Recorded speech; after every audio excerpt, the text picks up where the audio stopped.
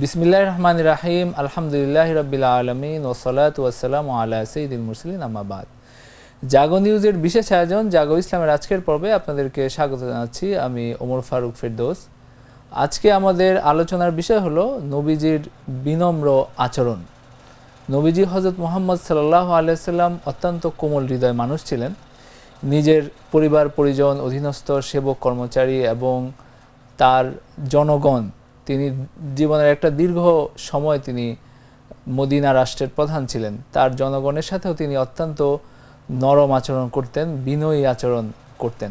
এমনকি তার শত্রুদের প্রতিও তিনি অত্যন্ত সদয় ছিলেন এবং তাদের সাথেও তিনি নরম আচরণ করতেন। এবং তিনি চাইতেন সব মানুষ হেদায়েতের পথে আসুক, সব মানুষ ইসলামের পথে আসুক, যেন তারা জাহান্নাম থেকে মুক্তি পায়, যেন তারা পরকালীন জীবনে তারা যেন মুক্তি পায়।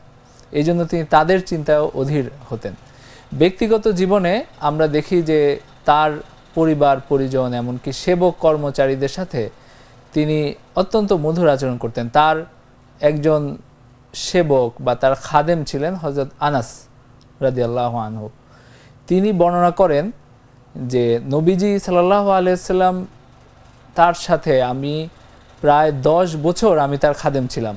মানে নবীজি যখন মদিনায় যান, নবীজি মদিনায় যাওয়ার পরপরই তার মা তাকে নিয়ে আসেন।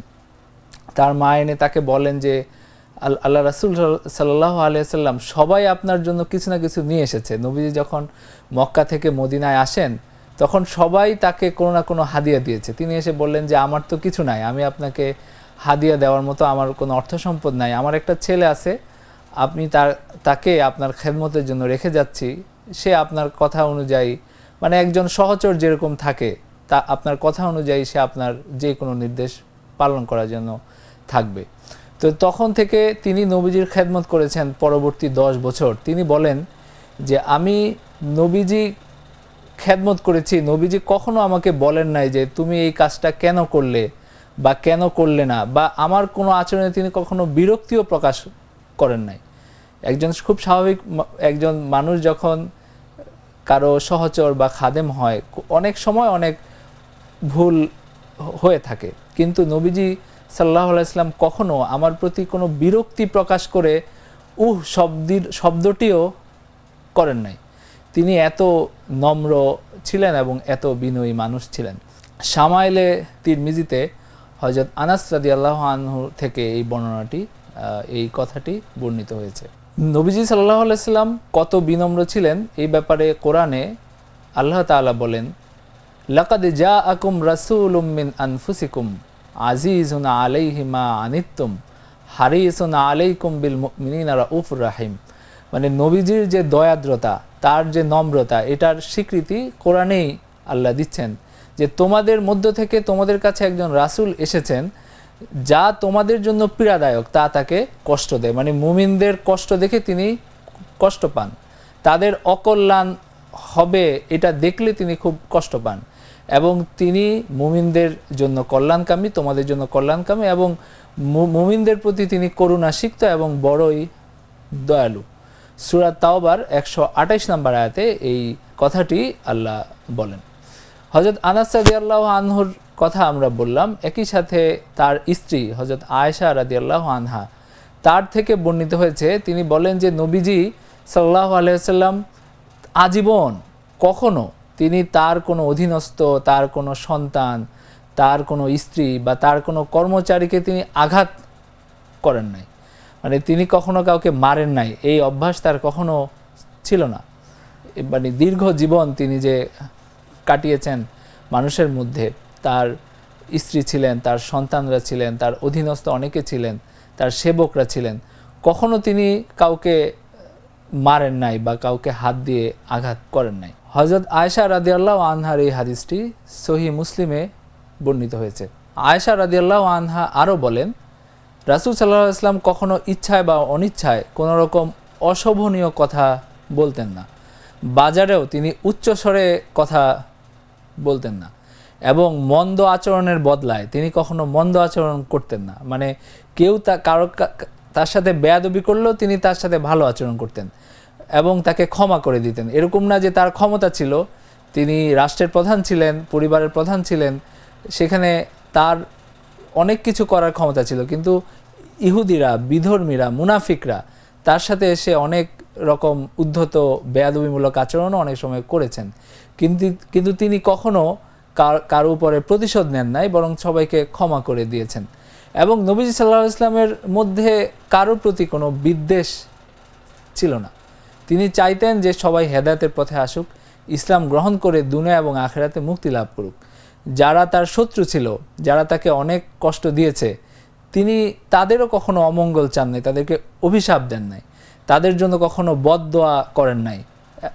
যেমন হযরত আবু হুরায়রা রাদিয়াল্লাহু আনহু থেকে বর্ণিত আছে, একবার নবীজিকে তার কোনো সাহাবী বলেছিলেন, হে আল্লাহর রাসূল, মুশরিকদের বিরুদ্ধে আপনি বদদোয়া করেন, তারা আপনাকে এতভাবে কষ্ট দিচ্ছে, তারা মুসলমানদেরকে এতভাবে কষ্ট দিচ্ছে, আপনি তাদের জন্য বদদোয়া করেন। তিনি তখন বললেন যে আল্লাহ আমাকে রহমত হিসেবে দুনিয়াতে প্রেরণ করেছেন, আমি অভিশাপ দাতা হিসাবে আসি নাই, বরং আমি রহমত হিসাবে আমাকে পাঠানো হয়েছে।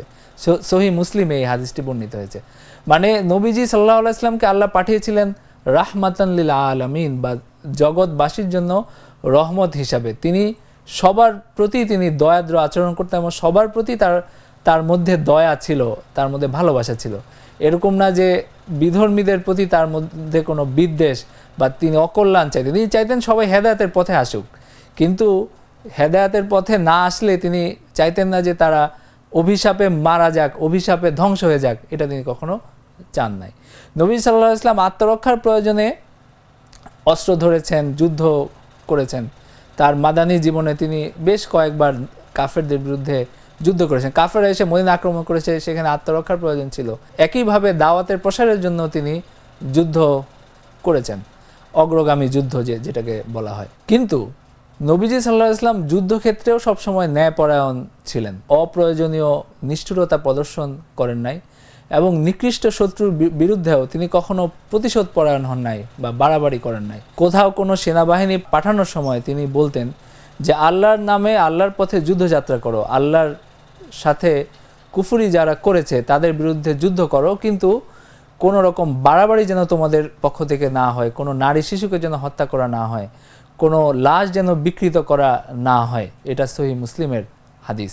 অর্থাৎ শত্রুর প্রতিও তিনি ন্যায়পরায়ণ থাকার ব্যাপারে তিনি নিজেও ন্যায়পরায়ণ থেকেছেন, এবং তার সাহাবীদেরকেও তিনি জোর দিয়েছেন তারা যেন শত্রুর বিরুদ্ধে যেন অন্যায় আচরণ না করেন, সেখানেও যেন, এমনকি যুদ্ধক্ষেত্রে যেন তারা ন্যায়পরায়ণ থাকেন, এবং সেখানেও যেন অতিরিক্ত বাড়াবাড়ি তাদের পক্ষ থেকে প্রকাশ না পায়। নবীজি সাল্লাল্লাহু আলাইহি ওয়াসাল্লামের বিরুদ্ধে যুদ্ধ করতে এসে যারা বন্দী হয়েছে, তিনি তাদের সাথেও উত্তম আচরণ করেছেন, এবং তার সাহাবীদেরকে নির্দেশ দিয়েছেন তারা যেন তাদের সাথে উত্তম আচরণ করে। বর্ণিত আছে যে বদরের যুদ্ধের সময় যখন কিছু কাফের বন্দী হলো, এবং সাহাবীদের সাথে নিজেদের খাবারের মতো কিছু খাবার ছিল, যেহেতু তারা যুদ্ধে ছিলেন, অত খাবার ছিল না তাদের কাছে, তো তখন সাহাবীরা নিজেরা না খাইয়ে বন্দীদেরকে খাইয়েছেন, যেহেতু তারা তাদের দায়িত্বে ছিলেন, তো তাদের নিজেদের অভুক্ত অবস্থায় তারা বন্দীদেরকে খাবার দিয়েছেন। এটা কোরআনে আল্লাহ তাআলা সাহাবীদের আচরণের প্রশংসা করে বলেন যে তারা নিজেদের চাহিদা থাকা সত্ত্বেও মিসকিন, এতিম এবং বন্দীদের খাবার দান করে। সূরা দাহরের 8 নম্বর আয়াতে এই কথাটি আল্লাহ বলেন। তার মানে এই কথাটি, এই আচরণটি ইসলামেরই শিক্ষা ছিল, এবং সাহাবীরাও এটা বাস্তবায়ন করেছেন। যতক্ষণ পর্যন্ত শত্রুতা প্রয়োজন ছিল, যুদ্ধ প্রয়োজন ছিল, যুদ্ধ হয়েছে, কিন্তু যুদ্ধের পরে যখন তারা ব্যক্তিগত পর্যায়ে তারা যখন বন্দী হয়েছেন এবং তাদের কোনো ক্ষতি করার কোনো ক্ষমতা ছিল না, তখন আবার তাদের সাথে ভালো আচরণ করেছেন এবং নম্র আচরণ করেছেন। এমনকি নবীজি সাল্লাল্লাহু আলাইহি ওয়াসাল্লাম দুষ্ট প্রকৃতির লোকদের সাথেও নম্র আচরণ করতেন। কেউ যখন তার কাছে আসতো এবং তাকে শাস্তি দেওয়ার ক্ষমতা তার ছিল, তার বেয়াদব প্রকৃতির লোকজন, তাদের সাথে তিনি ভালো আচরণ করতেন। হযরত আয়েশা রাদিয়াল্লাহু আনহা একদিনের কথা বর্ণনা করেন যে রাসূল সাল্লাল্লাহু আলাইহি ওয়াসাল্লামের সাথে দেখা করার অনুমতি চাইল এক ব্যক্তি। নবীজি বললেন যে সে অত্যন্ত নিকৃষ্ট প্রকৃতির লোক, কিন্তু যখন সে আসলো তখন নবীজি তার সাথে খুব সুন্দর আচরণ করলেন, খুব চমৎকার আচরণ করলেন, তার সাথে খুবই ভদ্র আচরণ করলেন। তখন আমি নবীজিকে বললাম যে আপনি বললেন যে সে খারাপ লোক, কিন্তু আপনিও তার সাথে খুব চমৎকার আচরণ করলেন। তখন নবীজি বললেন যে হে আয়েশা, যার খারাপ আচরণের কারণে মানুষ তার থেকে দূরে সরে যায় সে অত্যন্ত নিকৃষ্ট মানুষ। মানে নবীজি সাল্লাল্লাহু আলাইহি ওয়াসাল্লাম বলতে চেয়েছেন যে যেই ব্যক্তি রূঢ় আচরণ করে, খারাপ আচরণ করে এবং তার খারাপ আচরণের কারণে মানুষ তার থেকে দূরে সরে যায় সে অত্যন্ত খারাপ লোক। আমি এরকম খারাপ হতে চাই না, বরং সে যদিও খারাপ আমি তার সাথে ভালো হতে চাই।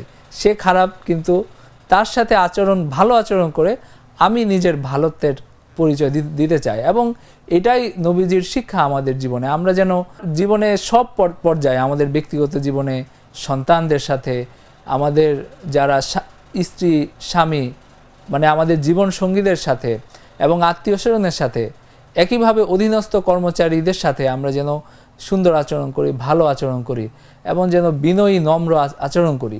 বিনয় এবং নম্রতা মানুষকে শ্রেষ্ঠত্ব দেয়, মানুষকে উন্নত করে। এবং নবী সাল্লাল্লাহু আলাইহি ওয়াসাল্লামের একটি হাদিসে এরকম বর্ণিত হয়েছে যে আল্লাহর জন্য বিনয় হয় আল্লাহ তার মর্যাদা আরও বৃদ্ধি করে দেন, আর যে অহংকার করে তার পতন অনিবার্য হয়, এবং যে মানুষের সাথে উদ্ধত আচরণ করে আল্লাহ তার সম্মান আরও কমিয়ে দেন। তো আমরা যেন নবীজি সাল্লাল্লাহু আলাইহি ওয়াসাল্লামের এই শিক্ষা আমাদের জীবনে ধারণ করি এবং আমরা যেন আমাদের সহকর্মী, পরিবার, পরিজন, আত্মীয় স্বজন সবার সাথে নম্র আচরণ করি নবীজির শিক্ষা অনুযায়ী, তার জীবনের দেখানো পথ পন্থা অনুযায়ী এবং তার আদর্শকে সামনে রেখে। আজকের মতো জাগো নিউজের বিশেষ আয়োজন জাগো ইসলামের আলোচনা এখানেই শেষ করছি। ওয়া আখিরু দাওয়ানা আনিল হামদুলিল্লাহি রাব্বিল আলামিন। গুড লাক পেনের সফট অয়েল বেসড ইঙ্ক দেয় নিখুঁত লেখার আত্মবিশ্বাস। Good luck pen. Make your luck.